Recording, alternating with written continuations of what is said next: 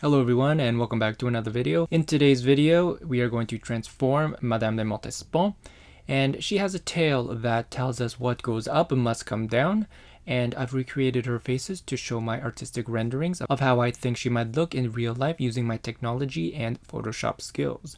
I also talk you through the video so it's easier to follow along, and if you're new here on Mortal Faces, what I do is try to bridge the gap between reality back then and reality today and give you some color, flavor, and perspective to the past. So I hope you learned something, and as always, subscribe for more videos and let me know in the comments who you'd like to see in real life. So before King Louis XIV was a contrite middle-aged man, he was a party boy, and Madame de Montespan was his party girl. Françoise-Athénaïs de Rochechouart was born in 1640 west of France. Both her parents were from old nobility. Her father was a duke in the court of King Louis XIII, and her mother was a lady-in-waiting to King Louis XIII's wife, the queen. At a young age, she was really into etiquette, formality, and refining French literature and elocution, and she was also very witty, which she inherited from her father. She was educated in a convent much like other women of noble birth, and when she was 20, through her family's royal connections, she got a job as a maid of honor to the new King Louis XIV's sister-in-law, perhaps you've heard of her, Henriette of England, who was also the king's brother, Philippe Duc d'Orléans' wife. In 1663, she was 22 and she married the Marquis de Montespan, becoming herself Marquise de Montespan. They had 2 children together and they lived near the Louvre in a small house, and this was convenient for her because she could carry out her duties at court. Note that Versailles was not yet the fantastic large palace, it was still under construction, and so court was held at the Louvre Palace in Paris. So here we have Montespan, a married woman with a title. She had a good job working for the royal family, but she wants the glitter. Being exposed to the most powerful family in France, she wants what they have.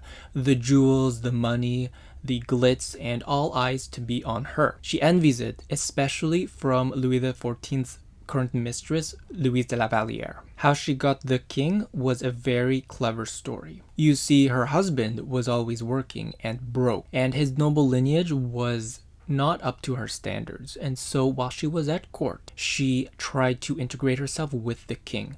She made herself seem very genuine with his son, the queen, and also his current mistress, Louise de la Vallière. Louise knew what Montespan was up to, and she only laughed at her efforts. But Montespan was focused on capturing the king, and so she made herself as likable as possible at court. She was witty, she was charming, she was intelligent, and she could hold up conversation.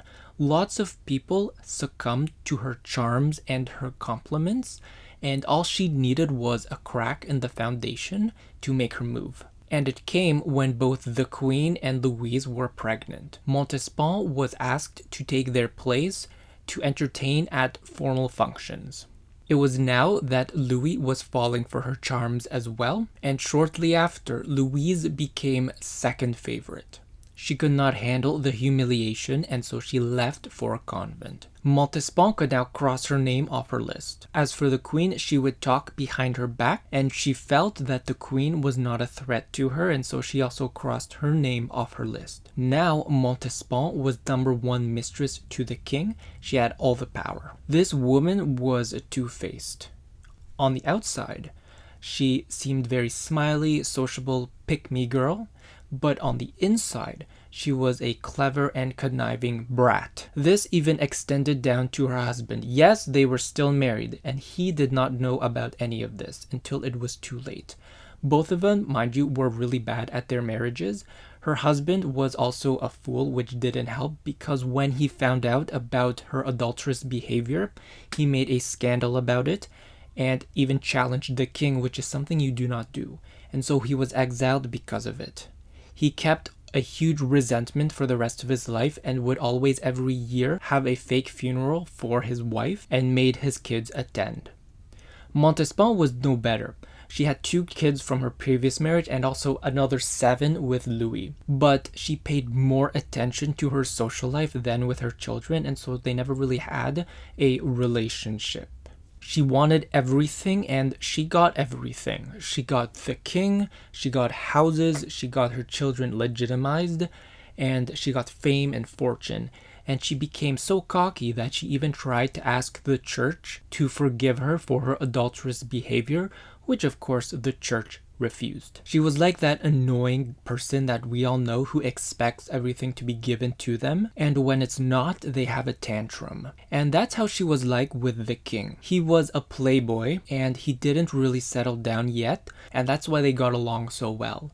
Montespan never accounted for him to mature, and in his late 30s, he started to change, and that's when he began to get tired of her attitude. In the late 1670s, he was evolving from a party boy into a contrite ruler, and during this time there was a scare around the aristocracy that they were being poisoned. Henriette already died by now, and so Montespan got a new, lesser position in the queen's household. By the 1690s, she was no longer in royal favor. The king found new women, Madame de Maintenon and Marie-Angelique, and for 10 more years, Montespan would stay at court, watching in the background as her position slowly melted away. In 1691, at 51 years old, she finally left court, which was now at Versailles. The king finally asked her to leave. She retired to a convent, and she would take to extreme penance, especially as the older she got.